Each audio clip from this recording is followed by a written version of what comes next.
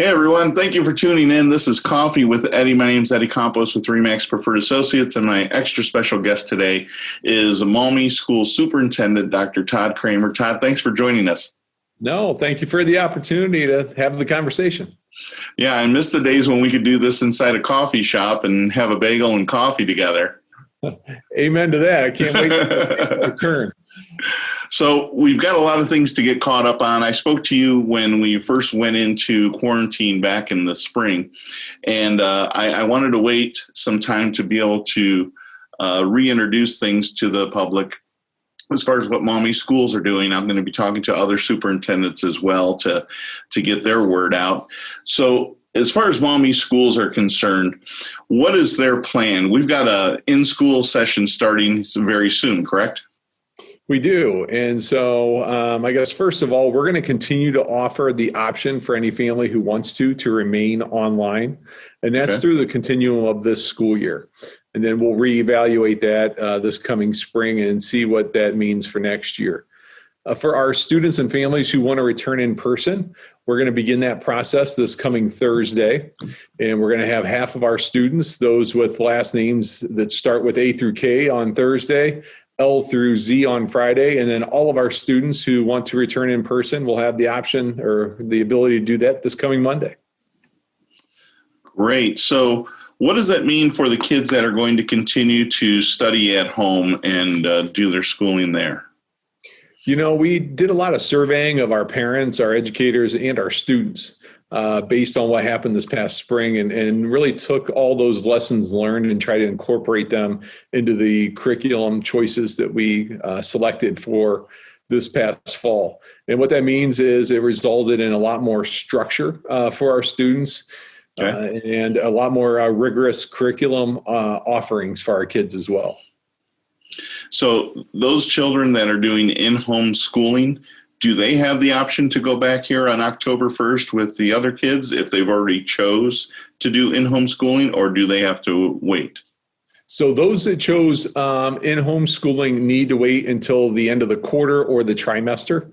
And that is simply to ensure that we can have all the safety protocols in place and we can be prepared for our students. You know, when we made the announcement that we were going to return to in-person instruction, we had a lot of families interested in making that change. But, you know, that was roughly 2 weeks ago. We had already formulated class lists and put our desks in classrooms, have those spread out. And the ability to accommodate, 50 or 60 more students in a building is just not reasonable on that short of a time frame. Sure. However, we are going to survey all of our families who chose at home for the first quarter or trimester, about 2/3 of the way through that quarter or trimester, and see who is planning on returning, so that it gives us 3 or 4 weeks to make those appropriate preparations for the safety protocols that we have. So what are those protocols? What will happen for the kids that are coming back to school October 1st? Yeah, they're going to notice a difference from the moment they walk in the door. We're going to have hand sanitizing stations available right there at the door. For our students who ride buses, they're going to have their temperature taken as they board the bus, and they're going to need to be wearing a mask as well. For the students who drive or get dropped off at school, they're going to have their temperature taken right at the door before they enter the building. And then once again, hand sanitizing stations, will be available. Students are going to be expected to wear masks at all times while they are in our buildings. And then the last piece is the social distancing. We have markings all over our floors. Our technology department was great. We actually printed our own vinyl signage that is all over our floors and walls of our buildings. Once again, telling our students to stay a panther apart. So, where we're gearing for 6 feet, realizing 4 to 6 feet is probably reality for our students in our building. So stay a panther apart, and it'll keep us all healthy. So what happens in the classroom as far as students that are going to be in there? You've got, an area of, 20 by 20, and you've got anywhere from probably 10 to 30 kids that could be potentially in a class. How do they handle the classroom? Yeah, so the first thing we did is we took a look at our class sizes, and I do not believe we have any classes over 24 students for when we come back to school. Average class size is about 18 to 20. So that was helpful. The other piece we put in place is we do have a plexiglass barrier in the front of every room that the teacher will be behind. And our desks are all spaced at least 4 feet. In most cases, they're 5 to 6 feet apart in our classrooms. So our students will have all those protocols in place. So when they leave their class, they're going to their next class. What are the protocols when they're in the hallway in between sessions? Yeah, so we're going to have a staggered release at our high school so that all of our students are not in the hallway at the same time.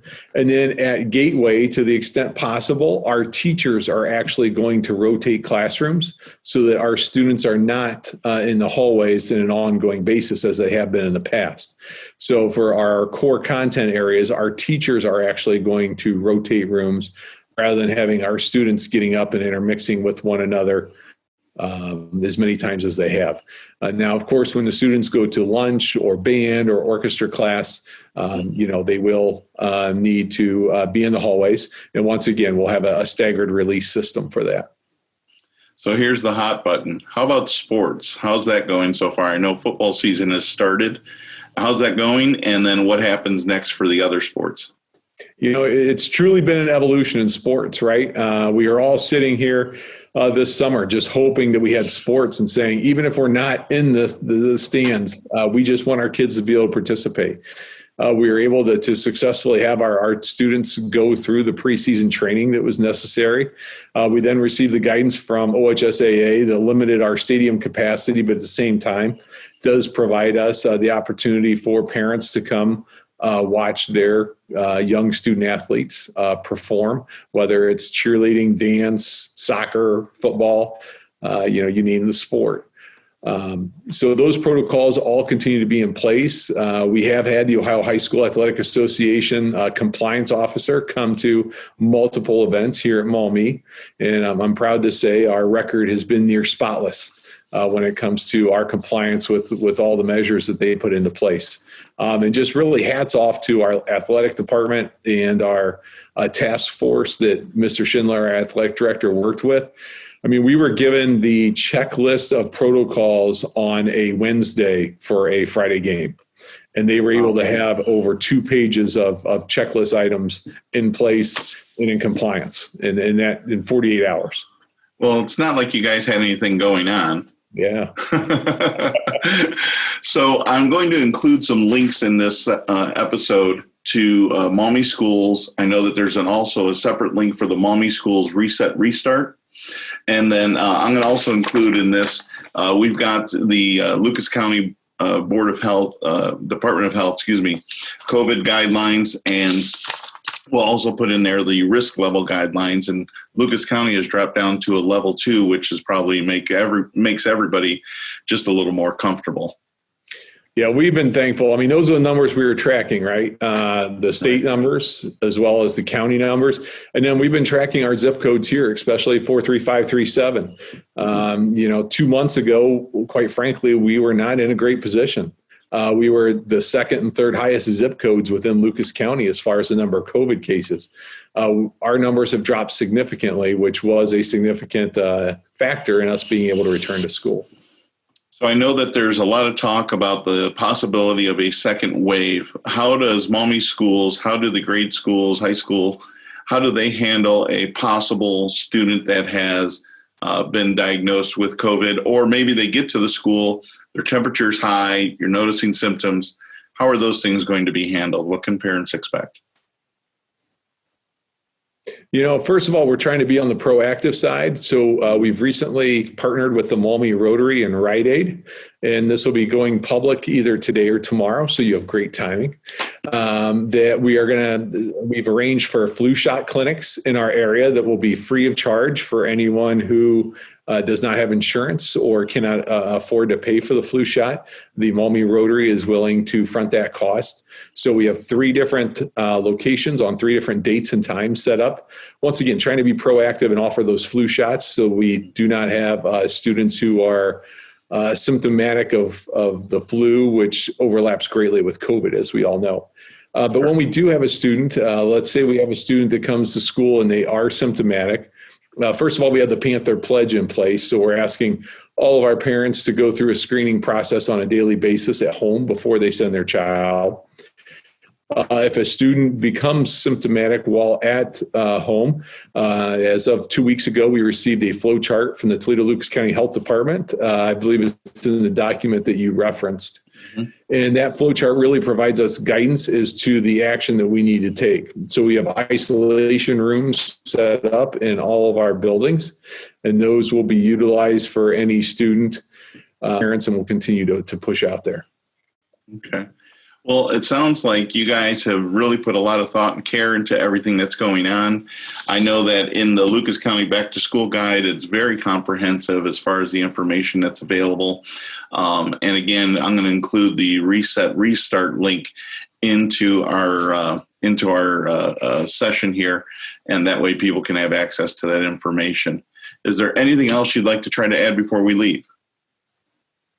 No, I appreciate the ongoing dialogue with you to try to spread this information out to the community. You know, the most important piece for our parents and community, if you have questions, please do not hesitate to reach out to us. We are here to be a resource. We want to work together. We want to provide a safe environment for all of our students. And that involves really all of us being in this together and taking care of one another. And taking care of one another might be staying home or having my child stay home. Mm-hmm. If they don't feel well. That is now a proactive measure, not a reactive measure. It used to be, well, only if I'm really, really sick would I stay home, whether I'm a teacher, a bus driver, or a student, right? And now I think we need to look at it as a proactive measure. If I'm not feeling well, I'm not feeling right, there really is no harm in staying home for that day and making sure that, once again, we're looking out for one another. But couldn't be more proud of all the hundreds of hours put in by our task forces over summer. And I think we're as ready as we can be for next week.